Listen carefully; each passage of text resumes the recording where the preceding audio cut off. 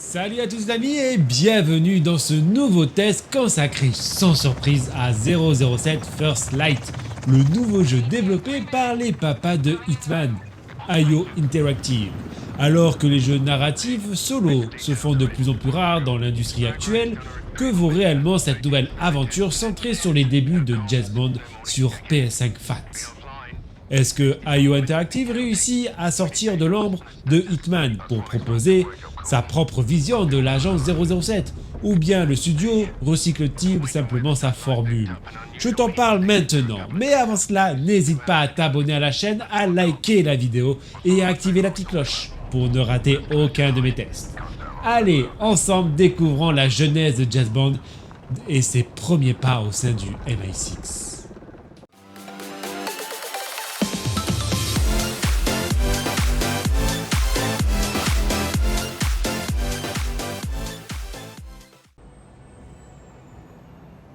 L'histoire prend place bien avant les événements que les fans connaissent dans les films. Ici, pas de Bond ultra expérimenté qui maîtrise déjà toutes les situations avec arrogance et élégance. On découvre au contraire un James Bond encore jeune, impulsif, parfois même maladroit, qui doit faire ses preuves au sein du programme 00. Une approche franchement intéressante, qui permet au jeu de proposer un personnage un peu plus humain et moins caricatural que ce qu'on voit d'habitude dans les adaptations de la licence. Vous suivrez donc l'évolution de ce jeune Bond depuis son recrutement par le MI6 jusqu'à ses premières grosses missions sur le terrain.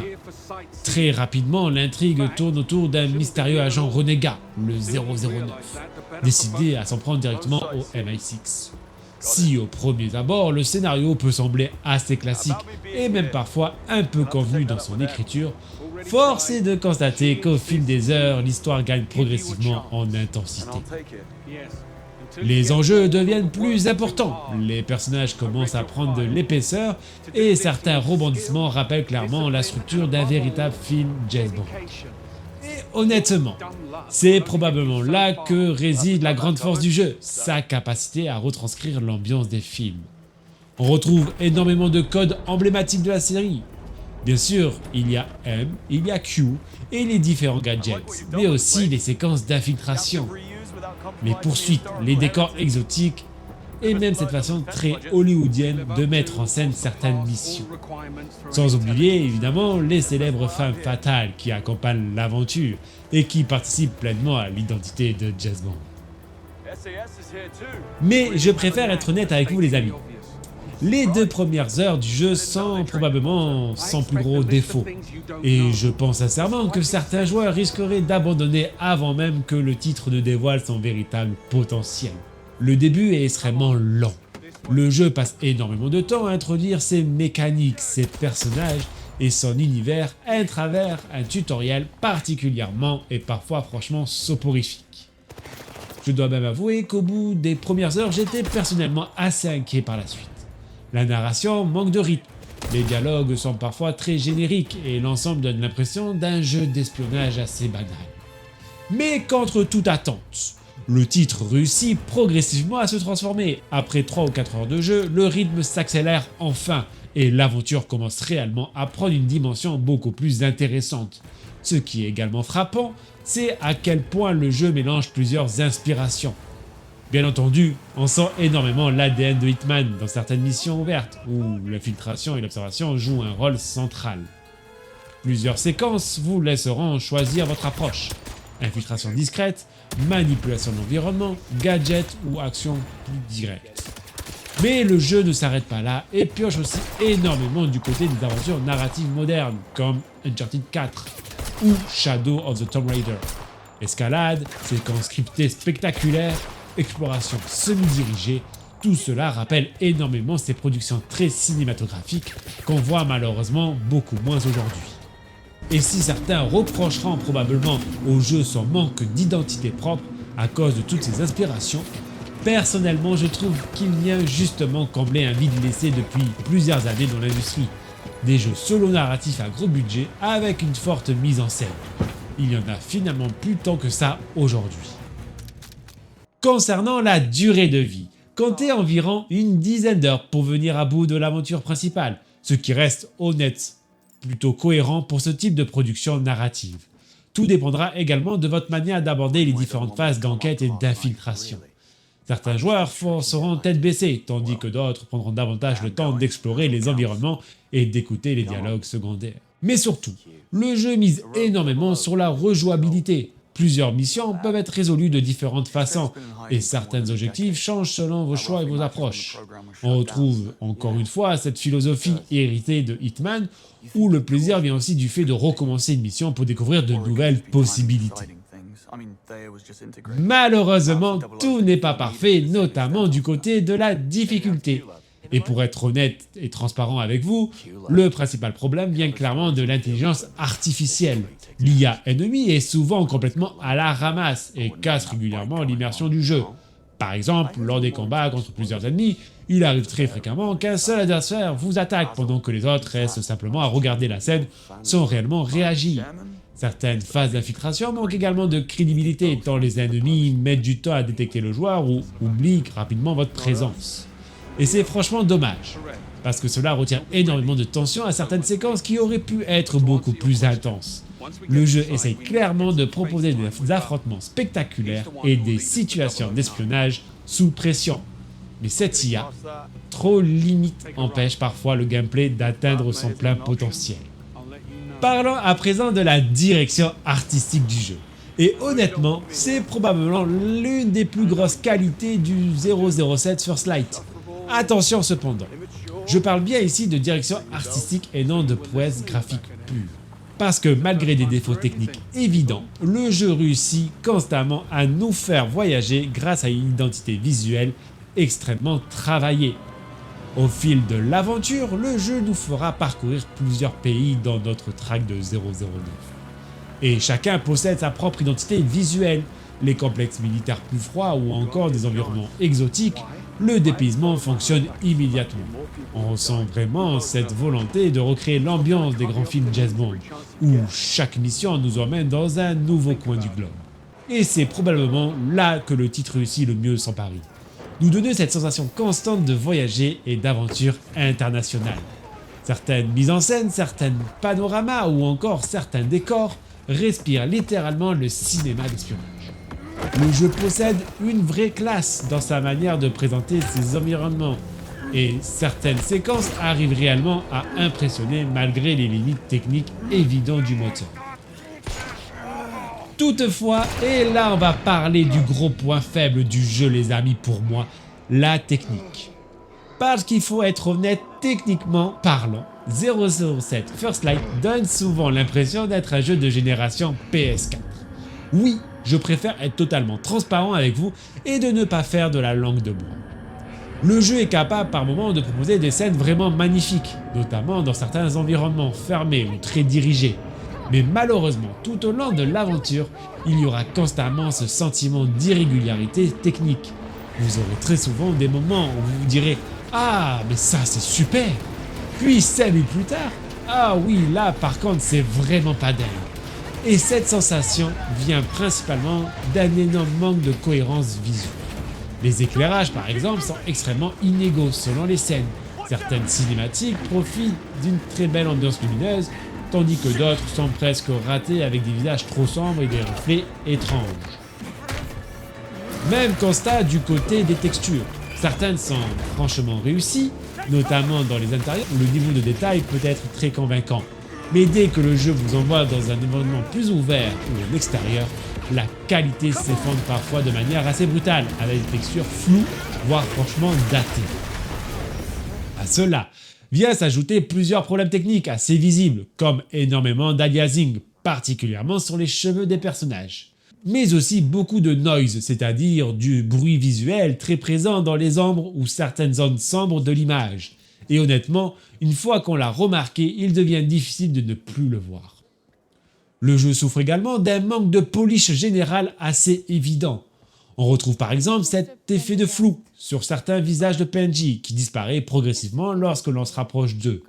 Ce genre de détail peut paraître anodin, mais à force d'accumulation, cela donne constamment l'impression d'un jeu qui manque de finition.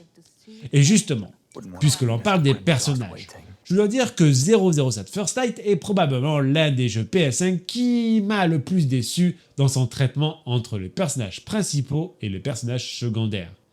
La différence de qualité saute littéralement aux yeux.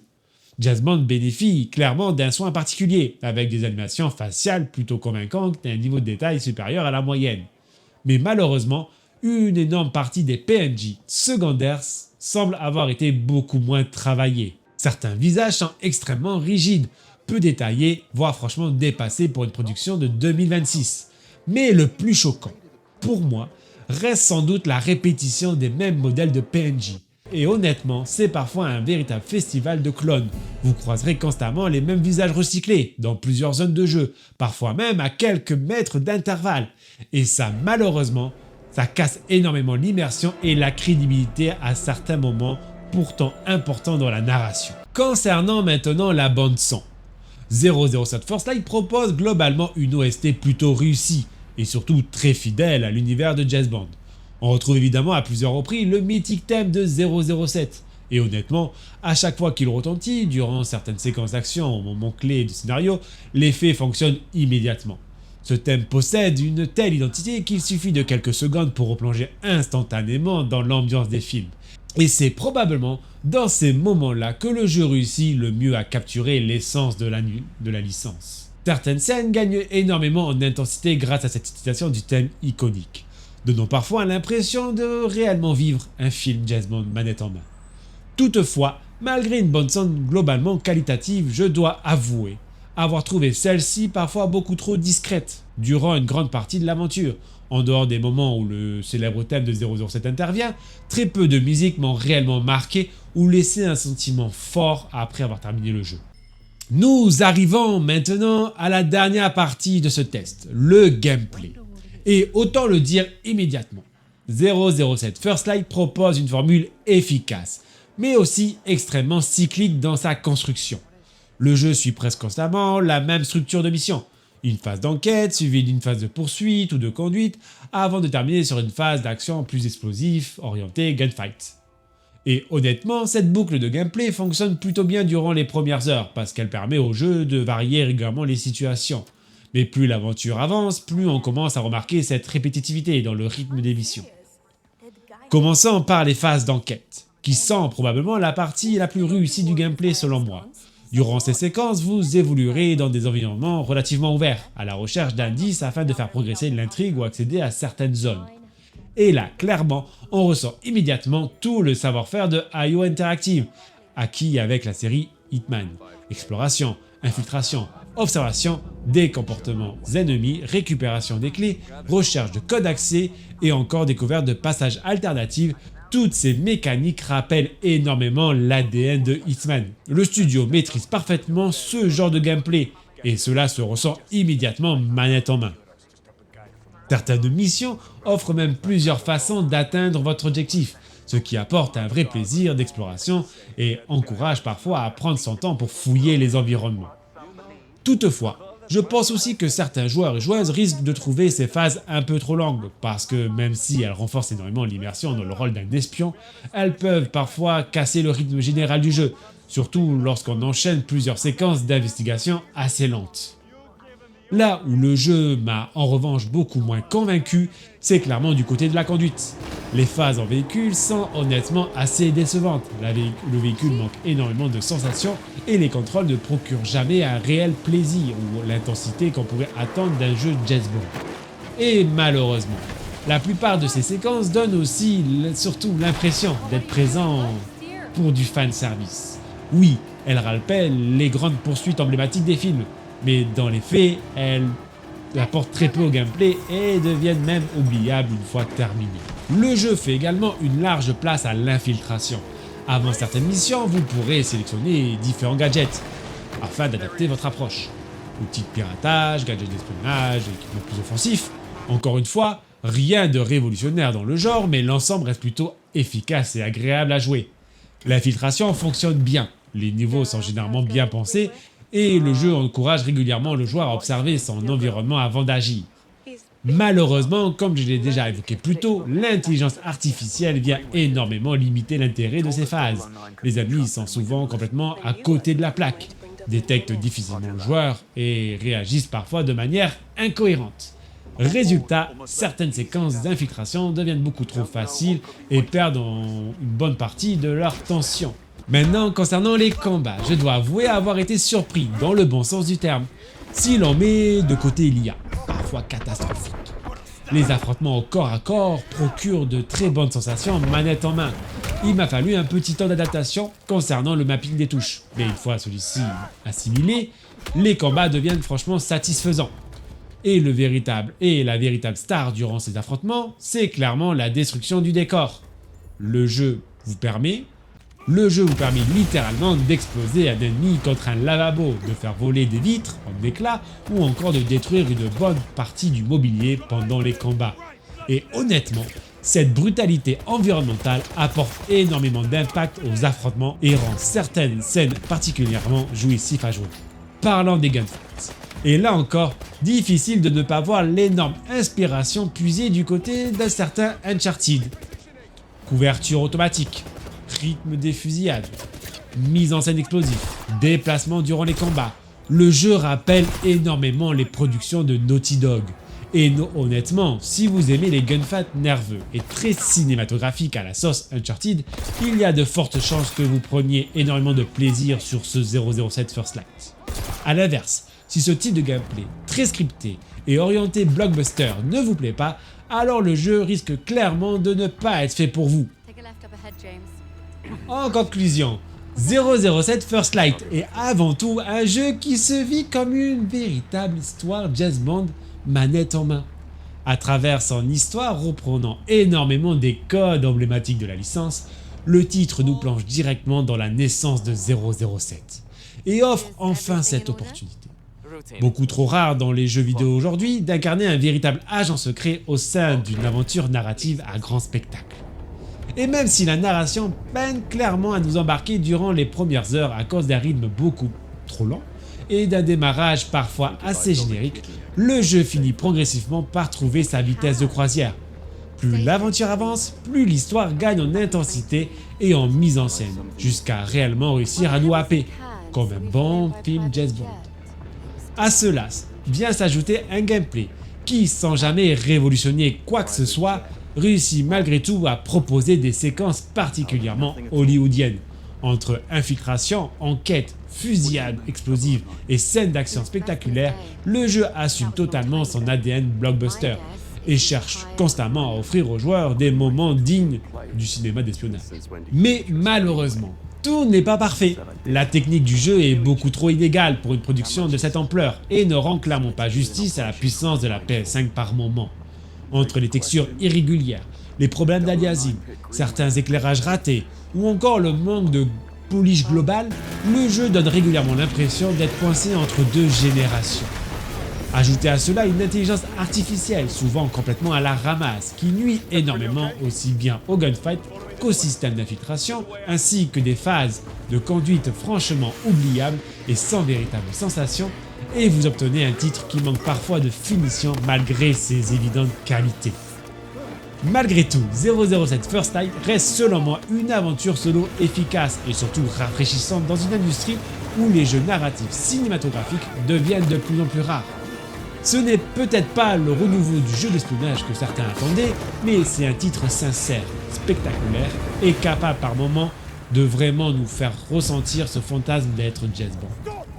Voilà qui conclut mon test sur 007 First Light. Si la vidéo t'a plu, n'hésite pas à la liker, à partager ton avis en commentaire et surtout à t'abonner à la chaîne pour ne rater aucun de mes futurs tests. On se retrouve très bientôt pour un nouveau test sur la chaîne. Prenez soin de vous les amis et bon jeu à tous.